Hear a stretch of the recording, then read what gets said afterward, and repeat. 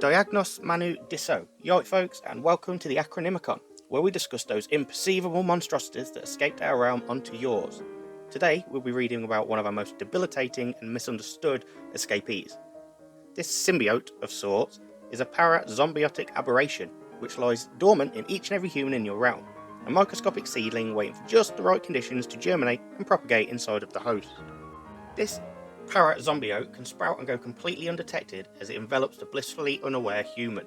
This is how its insidious takeover can seemingly pop out of nowhere. This weird plant animosity is known as SUDs.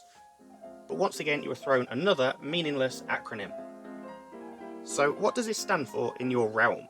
Well, it is known to you all as Substance Use Disorder. In the lands of Uk, we see 9.2% of the human's population afflicted for those between the life cycles of 16 and 59, but we see a higher percentage at around 18.6% for the humans between the cycles of 16 and 24. Oh, and in the lands of USA, 19.7% of the humans from just 12 cycles and up suffer with the aberration. So, what is the creature? SUDS starts in your brain as a microscopic seed. Over the lifespan of the host, this creature could stay completely dormant, and these lucky few hosts may never experience a single issue. But, for the unlucky few, once germinated, this zombiote could spread rapidly throughout the host, as its fractal roots burst out the base of the skull, loop back down into the neck of the host. These roots rapidly weave throughout the host's torso and limbs, reinforcing its ever-growing presence. Once its foliage begins to sprout, the insidious infestation will suddenly shift gears, as it begins to completely rewire how the host's brain and body function, allowing for this takeover to truly flourish. All the while, the host is completely distracted by their substance of choice. This takeover allows the SUDs to completely overwhelm the host, eventually imprisoning them in their own memories and struggles. At this point, the poor human becomes the SUD's personal floral mech suit. The honeymoon phase is over. This sudden change in leadership could lead to the host completely disregarding their basic human needs. Food, water, sleep, love, sex, and the most important of all, basic human connection. These needs could just be overwritten until all they care about is that singular chemical compound, fueling the demise of both the host and the parazombiotic aberration. So, if SUDS gets left unchecked, this hostile takeover can cause the host to become a prisoner inside their own brain, only to be let out for just long enough when they must convince their loved ones that yes, they are still that person who they love.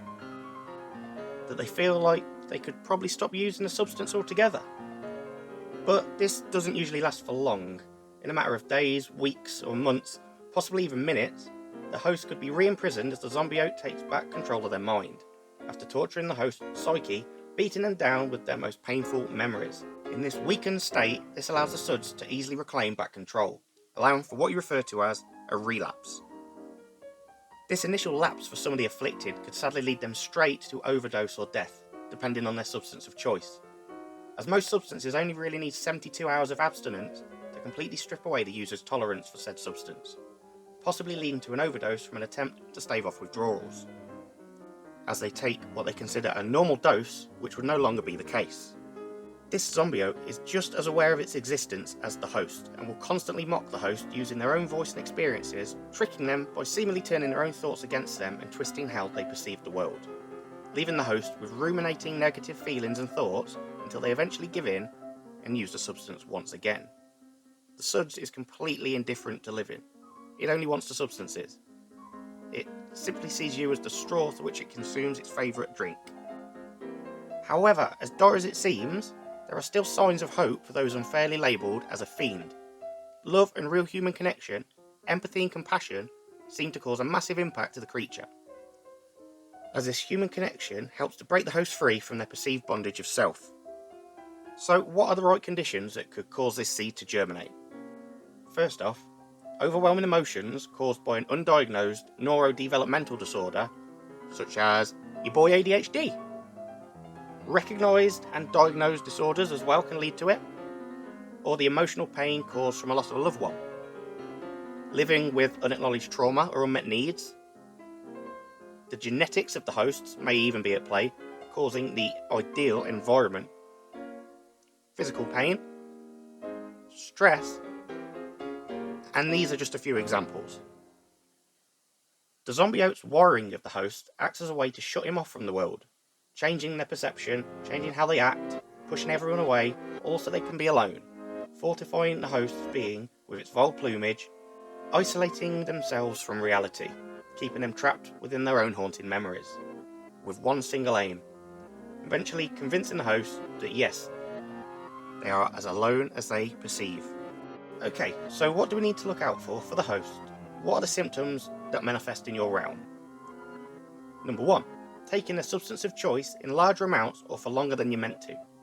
This could be down to physical tolerance that builds up in the host's brain, or from chasing a feeling you may have become used to. 2. Wanting to cut down or stop using a substance, but not managing to. This could be down to both the physical and emotional effects caused from stopping the substance. 3. Spending a lot of time getting, using, or recovering from the substance. 4. Cravings and urges to use the substances. These can be unpleasant and can be incredibly painful, both mentally and physically. 5. Not managing to do what you should at work, home, or school because of the substance use. 6. Continuing to use even when it causes problems in relationships. 7. Giving up important social, occupational, recreational activities because of substances, furthering their isolation. 8.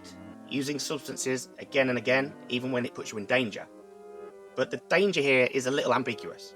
Like, it doesn't have much oomph behind it, because you could fall off a bike from heavy drinking. You could damage your bike.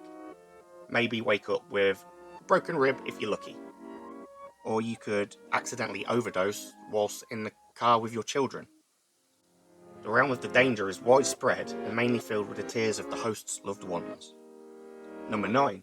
Continuing to use even when you know you have a physical or psychological problem that could have been caused or made worse by the substance. 10. Needing more of the substance to get the effect that you want. This is tolerance. 11. Development of potentially painful and deeply uncomfortable withdrawal symptoms, which can be relieved by taking more of the substance, or waiting it out, which is the real reason why the aberration ends up with the upper hand: physical dependency. The variants. Each zombiote is unique to the host. They all start off the same, but the manifestation presents differently depending on the substance or substances chosen by the host. We have alcohol, caffeine, cannabis, hallucinogens, inhalants, opioids, sedatives, hypnotics or anxiolytics, stimulants, which include amphetamine-type substances, and cocaine. Tobacco. How to take back control of the manifestation. 1. Ask for help from loved ones. Or if you are the loved one, let them know they are loved and that their existence on this planet means something to you. The host needs to be shown real, unconditional love. 2. Plenty of hugs. 20 seconds, it's a bit long, but it'll produce oxytocin, which is a hormone that's produced in the hypothalamus and released into the bloodstream by the pituitary gland. A feel-good chemical that allows humans to feel that good old human connection. These folks are depleted of all the feel-good chemicals that their body once housed. Give them that love and help show them that they are wanted. Real human connection is needed to break the host free. It may be imperceivable, but it gets broken down from contact with other humans. The production of oxytocin causes a sudden toxic reaction in the SUDs, causing it retreat right back up to its nursery at the base of the skull, releasing the host briefly from their warped perceptions as the foliage briefly deteriorates.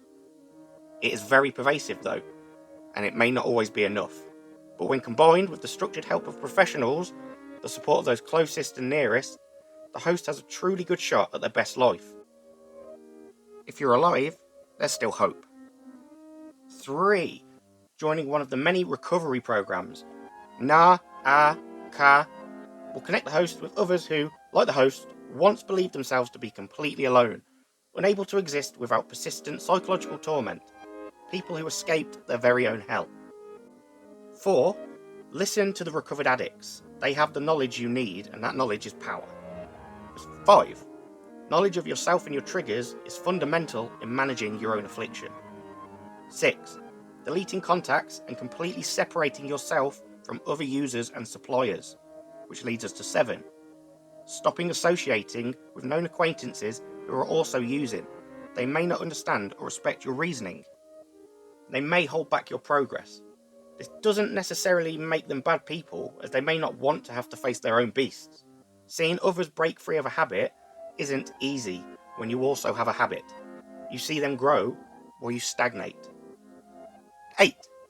Remove your ability to access money. Allow someone you love, someone you honestly trust, and ask for their support. 9. Talk therapy, like CBT or counselling. Talking to someone who is an impartial, who is trained in guiding people to express themselves in a healthy way. 10. There is medication. 11. Medical detoxification. And 12. Self-help groups. 13. There is also harm reduction, which is available for those who want to continue to use safely with less risk. Testing their substances to make sure they are not cut with something that could ruin your life. Safely learning how to use or administer your substance. Being aware of the dangers of HIV and that hepatitis can be transferred via nose tissue. Using responsibly and learning the dangers of mixing the substance. So, what is withdrawal? Withdrawal involves experiencing physical, cognitive, and behavioural symptoms due to reducing or stopping the substance use. To be diagnosed with withdrawal symptoms, these must not be due to another mental disorder or medical condition. The withdrawal from some substances, such as alcohol or benzodiazepines, can be severe and sometimes life-threatening. Other substances may not produce withdrawal effects when their use is halted. Some substances, such as opioids, may lead to withdrawal even when taken for a short period and for legitimate medical purposes. So, without structured help, withdrawals can be enough to push the host straight back into a relapse. A few of the symptoms to look out for are muscle aches, flu-like symptoms, so runny nose, a fever, persistent sweating, depression, anxiety, and inability to sleep, intrusive thoughts, restless legs and body, psychosis, seizures, and even death. Humans need to show empathy and compassion to those afflicted, not scream at them, beat, shame, or exploit them into being a different person. The struggles that led them to where they are need to be addressed and worked through. Adding more stressors will not achieve anything. For those struggling in your prison, you are not alone. I see you.